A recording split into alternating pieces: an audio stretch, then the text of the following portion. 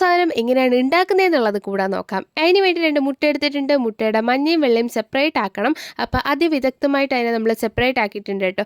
എന്നിട്ട് ഈ മഞ്ഞയിലേക്ക് കുറച്ച് വാനില എസൻസ്, കുറച്ചധികം പാൽ എന്നിട്ട് നന്നായിട്ട് മിക്സ് ചെയ്ത് കൊടുക്കുക. എന്നിട്ട് ഈ മിക്സ് ചെയ്തതിലേക്ക് നമുക്ക് മൈദ മാവ് ചേർത്ത് കൊടുക്കാം. എന്നിട്ട് വീണ്ടും നന്നായിട്ട് ഇളക്കി കൊടുക്കുക കേട്ടോ. ഇങ്ങനെ മിക്സ് ചെയ്ത് നല്ല ആ ഒരു ഇതൊക്കെ ഉടയുന്ന രീതിക്ക് നന്നായിട്ട് ചെയ്ത് കൊടുക്കുക. എന്നിട്ട് വെള്ളയിലേക്ക് കുറച്ച് ഉപ്പ്, എന്നിട്ട് കുറച്ചധികം പഞ്ചസാര, കുറച്ചധികമല്ല ആവശ്യത്തിന് പഞ്ചസാര, മധുരത്തിനനുസരിച്ച് പഞ്ചസാര ചേർത്ത് കൊടുക്കുക. എന്നിട്ട് നന്നായിട്ട് ബീറ്റ് ചെയ്തെടുക്കുക. ബീറ്റ് ചെയ്യുമ്പോഴേക്കും നമുക്ക് ഇടയ്ക്ക് നാരങ്ങയുടെ വെള്ളം കൂടെ ചേർത്ത് കൊടുക്കുക കേട്ടോ.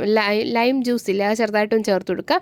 എന്നിട്ട് വീണ്ടും നന്നായിട്ട് ബീറ്റ് ചെയ്താൽ ഇതുപോലെ ആകുമ്പോഴേക്കും ബീറ്റ് ചെയ്യണം, നിർത്തണം. എന്നിട്ട് നമ്മൾ യോഗട്ടിന്നോ യെല്ലോ മറ്റേതില്ലേ, അതിലേക്ക് നമുക്ക് ഓയിൽ ചേർത്ത് കൊടുക്കാം. എന്നിട്ട് വീണ്ടും നന്നായിട്ട് എല്ലാം കൂടെ മിക്സ് ചെയ്യുക. ആ വെള്ളയും മഞ്ഞയും എല്ലാം കൂടെ ചേർത്ത് മിക്സ് ചെയ്തിട്ട് ഒരു പൈപ്പിൻ ബാഗിൻ്റെ ഉള്ളിലേക്ക് ആക്കുക.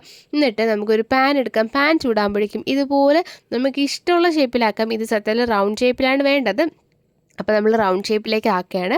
അത് ജസ്റ്റ് ഒന്ന് വെന്ത് വരുമ്പോഴേക്കും അതിൻ്റെ മുകളിൽ ഒരു റൗണ്ട് കൂടെ ഇങ്ങനെ ചുറ്റിയിട്ട് നമുക്ക് കുറച്ച് നേരം അടച്ചു വെച്ച് വേവിക്കാം. വെന്തോ എന്ന് തോന്നുമ്പോഴേക്കും ഒരു 5 മിനിറ്റ് 10 മിനിറ്റ് മതി. എന്നിട്ട് നമുക്ക് അതിനെ തിരിച്ചിട്ട് കൊടുക്കാം. കരിഞ്ഞു പോകാതെ സൂക്ഷിക്കുക.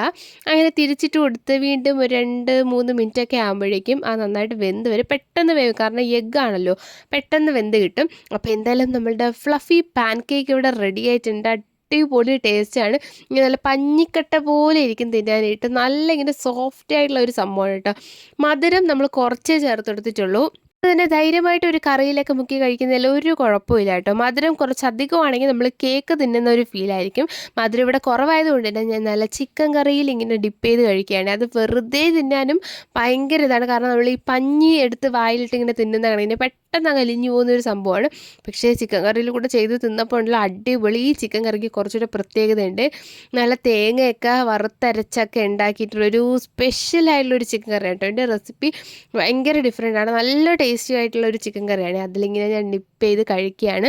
സത്യം പറയാലും ഇങ്ങനെ നന്നായിട്ട് ഇങ്ങനെ കുഴച്ച് കഴിക്കുമ്പോഴേക്കും ഒരു വല്ലാത്ത ഒരു പ്രത്യേകതരം എന്തു പറയാൻ, ഭയങ്കര ടേസ്റ്റാണ്. അപ്പോൾ എന്തായാലും നിങ്ങൾ ഇതുവരെ ട്രൈ ചെയ്ത് നോക്കിയിട്ടില്ല, ഈ പാൻ കേക്ക് ട്രൈ ചെയ്ത് നോക്കിയിട്ടില്ല എന്നുണ്ടെങ്കിൽ ഉറപ്പായിട്ടും ട്രൈ ചെയ്യുക. അടിപൊളിയാണ്. അപ്പോൾ ഇത്രയേ ഉള്ളൂ. എല്ലാവർക്കും ടാറ്റാ.